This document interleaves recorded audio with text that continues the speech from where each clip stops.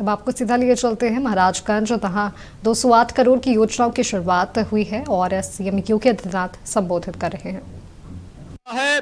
मैं इसके लिए ऋषि त्रिपाठी जी को, भारतीय जनता पार्टी के सभी कार्यकर्ताओं को हृदय से बधाई देता हूं और उनको धन्यवाद भी देता हूं। आज बहनों और भाइयों, विकास की जो एक प्रक्रिया है, ये बिना रुके, बिना डिगे, बिना थके अनवरत चलेगी। बिना रुके, बिना डिगे, बिना थके और बिना झुके चलेगी। इस बात के लिए आश्वस्त करने के लिए आज मैं आपके पास आया हूं। भारतीय जनता पार्टी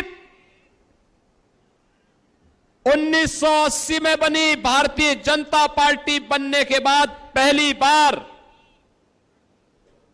नौतनवा में भारतीय जनता पार्टी के सहयोग से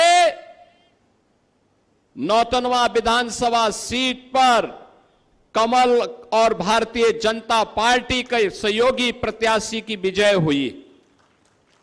मैं इसके लिए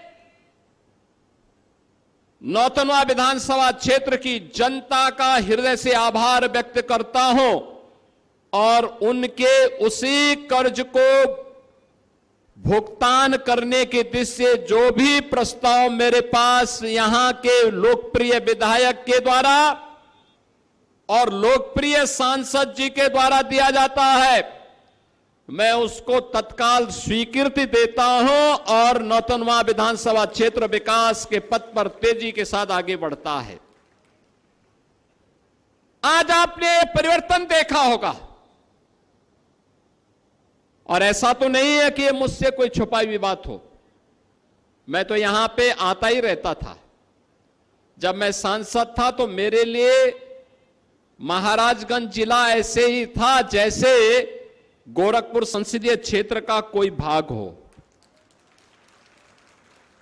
कोई भी समस्या होती थी, यहां पे आंदोलन करने के लिए मैं आपके बीच में हमेशा उपस्थित रहता था। भारतीय जनता पार्टी के कार्यकर्ता और हिंदू या वाहिनी के कार्यकर्ता हमेशा आपके हितों के लिए लड़ते हुए दिखाई देते थे। बहनों और भाइयों, और इसीलिए यहां की एक एक समस्या को हम जानते हैं। याद करिए 2017 के पहले इंसेफ्लाइटिस की बीमारी एक महामारी के रूप में यहां के नौनिहालों को समय काल कल्पित कर देती थी। स्वास्थ्य की सुविधाओं का कोई पुरसा हाल नहीं था। अव्यवस्था और अराजकता का सा वातावरण था। सरकारी संपत्तियों पर और गरीबों की संपत्ति पर जबरन कब्जा कर दिया जाता था और वर्ग विशेष के लोग सरेआम गौ हत्या करते थे। बेटी की सुरक्षा पर सेंध लगाते थे। विकास के कार्यों में डकैती डालने का काम करते थे। किसान बेहाल था,